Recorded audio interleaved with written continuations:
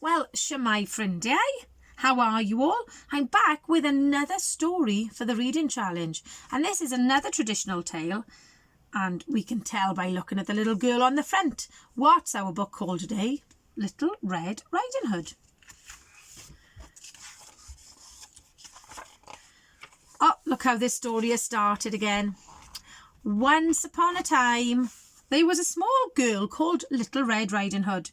She lived with her parents beside a deep, dark forest. In a cottage on the other side of the forest lived her grandmother. And in the deep, dark forest lived... a big, bad wolf. Grandmother's poorly, said Little Red Riding Hood's mother one day. Please take her this cake, but don't stop on the way.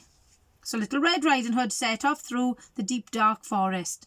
She looked all around. There wasn't a sound. Then who should she meet but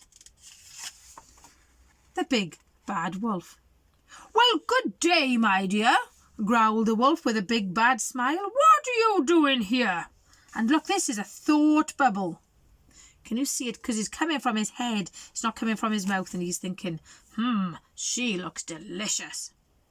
I'm going to grandmother's to take her a cake, replied Little Red Riding Hood. And she's thinking, what big teeth. The wolf had a plan. Wouldn't your grandmother like some of these flowers? He smiled. What a good idea, said Little Red Riding Hood, and she stopped to pick a big bunch. Now then, stranger alert.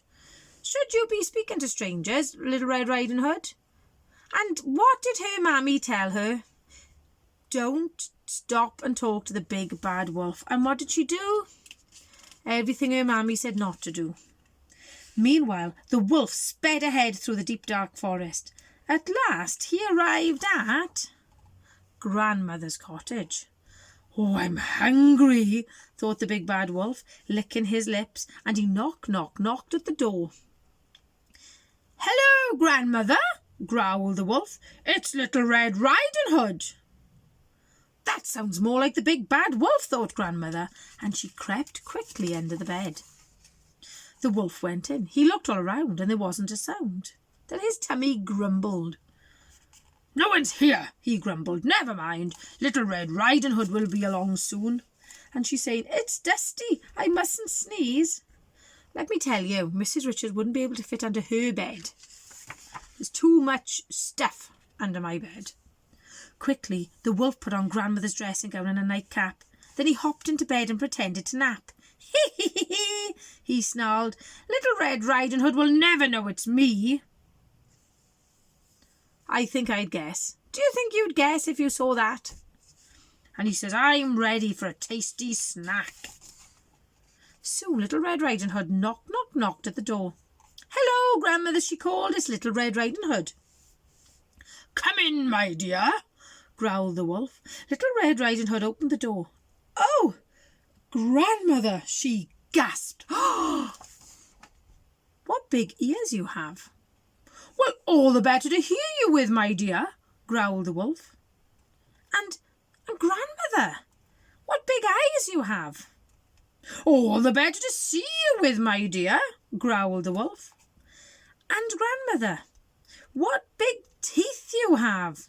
And she's thinking, those teeth remind me of someone. All the better to gobble you up, roared the wolf. But as he leapt out of bed, grandmother's nightcap flopped right over his head. Quick, down here, dear, whispered grandmother, and she pulled Little Red Riding Hood under the bed. That bed must be bigger than it looks. Just then, a woodcutter passed by the cottage. He heard a growling and a howling, and he dashed inside, and with one swish of his axe, he killed the big bad wolf. The woodcutter looked all around, but there wasn't a sound, and then out crept Little Red Riding Hood and grandmother from under the bed. And Little Red Riding Hood said, Mother was right. I'll never stop again on my way through the forest.